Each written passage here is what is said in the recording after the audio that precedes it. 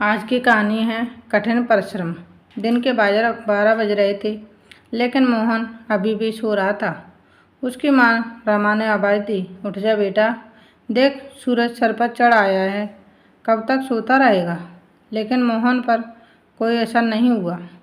वह चादर से मुंह ढककर दोबारा सो गया। कुछ देर बाद उसे खाने की खुशबू आने लगी। दाल में तड़का लगते ही उसे जोर से भूख लगने लगी। मोहन उठा और सीधा माँ के पास रसोई में पहुँच गया। माँ, क्या बनाया है? रामा ने कहा, पहले जाकर नहा, फिर आना रसोई में। दाल चावल बनाए हैं। दाल चावल मोहन को बहुत पसंद थे। वह फटाफट आंगन में गया और हैंडपंप से बाल्टी भरने लगा। इसी बीच उसे याद आया कि उसने दांत तो मांजे ही नहीं। उसने फटाफट मंजन लेकर दांतों को रगड़ लिया और मग साबुन लेकर बैठ गया नहाने। जल्दी से नहाकर कपड़े पहनकर रसोई में पहुंच गया। तब तक खाना तैयार हो चुका था। माँ ने खाना परोस दिया। खाना बहुत ही स्वादिष्ट बना था। मोहन ने भरपेट खाना खाया। वह खाना खाकर उठा तो माँ ने टोक दिया, अब कहाँ चल दिया? मोहन बोला, माँ, लगता है खाना कुछ ज़्यादा ही खा लिया। बहुत तेज़ नींद आ रही है। मैं तो सोने जा रहा हूँ। रामा ने कहा, हे भगवान, अभी 1 घंटे पहले ही तो सोकर उठा है। तुझे बस सारा दिन यही काम है, उठो, खाओ और सो जाओ। तुझे पता है तेरे पिता खेत में कितनी मेहनत करते हैं, तब हमें 2 वक्त की रोटी मिलती है। कुछ नहीं तो जाकर उनकी मदद ही कर दिया कर। उनके लिए खाना ले जा, मैं अभी तैयार कर रही हूँ। मोहन पर तो जैसे दुखों का पहाड़ टूट पड़ा। मोहन बोला, माँ, तुम्हें पता है इतनी धूप में पहले एक बार मैं खाना देने गया था, आकर बीमार पड़ गया था। तुम ही चली जाना, मैं तो सोने जा रहा हूँ। रामा को बहुत गुस्सा आया। इससे पहले वह कुछ कहती, मोहन तेजी से अपने कमरे में जाकर सो गया। रामा खाना लेकर खेत पर पहुँचे। कबीरदास बहुत मेहनत से खेत जोत रहे थे। रामा ने कहा, सुनो जी, पहले खाना खा लेते हैं। कबीरदास बोला, अरे तुम इतनी धूप में क्यों परेशान होती हो? मोहन के हाथ खाना भेज देती।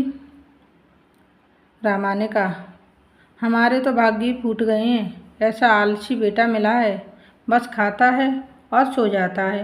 भगवान जाने इस लड़के का क्या होगा।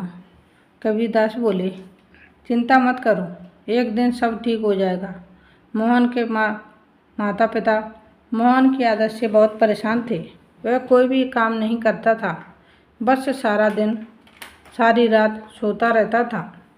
एक दिन मोहन के पिता ने कहा, बेटा, मैं खाद और यूरिया लेने शहर जा रहा हूँ, 2 दिन लग जाएंगे। मोहन डर गया।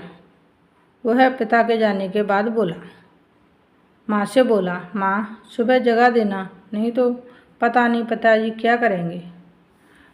रामा मोहन को सुबह 4 बजे जगा देती है। मोहन हाथ में फावड़ा लेकर खेत में पहुँच जाता है। वहाँ जाकर देखता है चारों ओर ठंडी हवा चल रही थी। वह एक पेड़ के नीचे बैठ जाता है।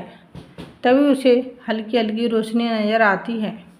पूरा खेत लाल रोशनी से भर जाता है। मोहन ने यह सब पहली बार देखा।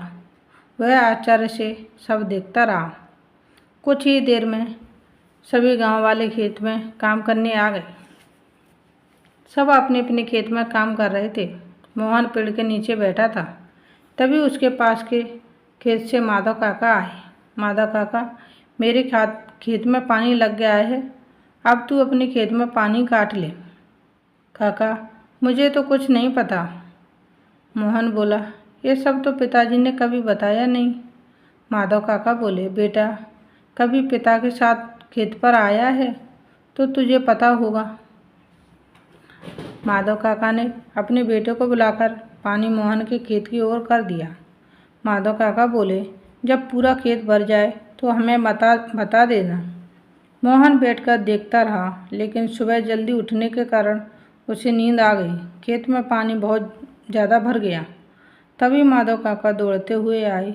अरे नालायक, यहाँ सोने आया था?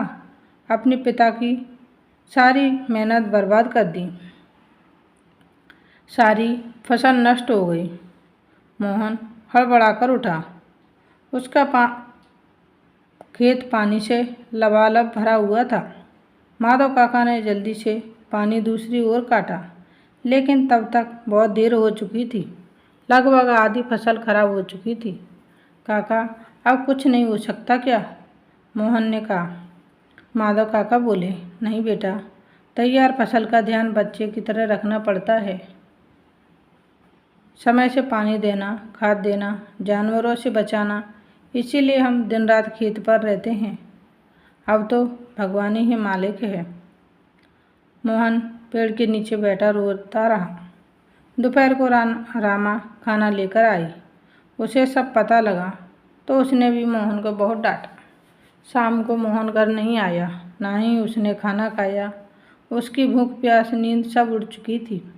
अगले दिन जब कबीरदास घर वापस आए तो उन्होंने मोहन के बारे में पूछा।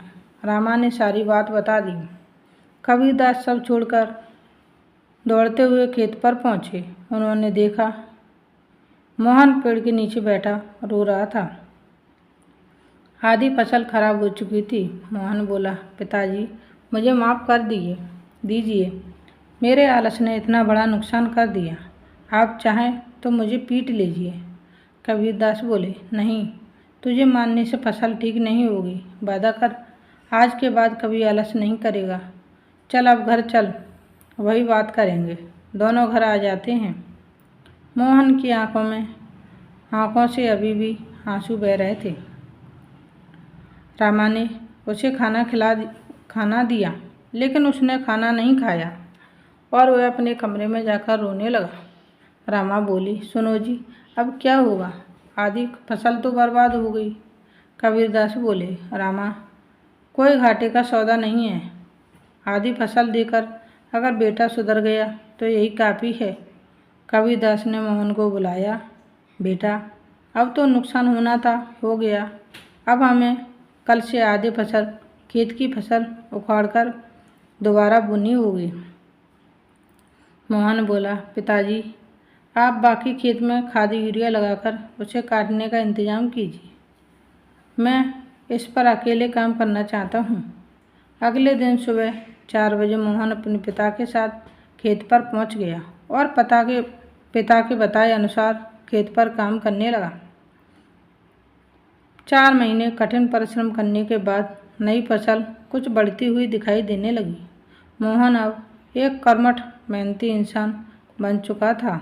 आज की स्टोरी यहीं समाप्त होती है। मिलते हैं नई स्टोरी वीडियो के साथ। Thanks for watching. Please like, share and subscribe. धन्यवाद दोस्तों।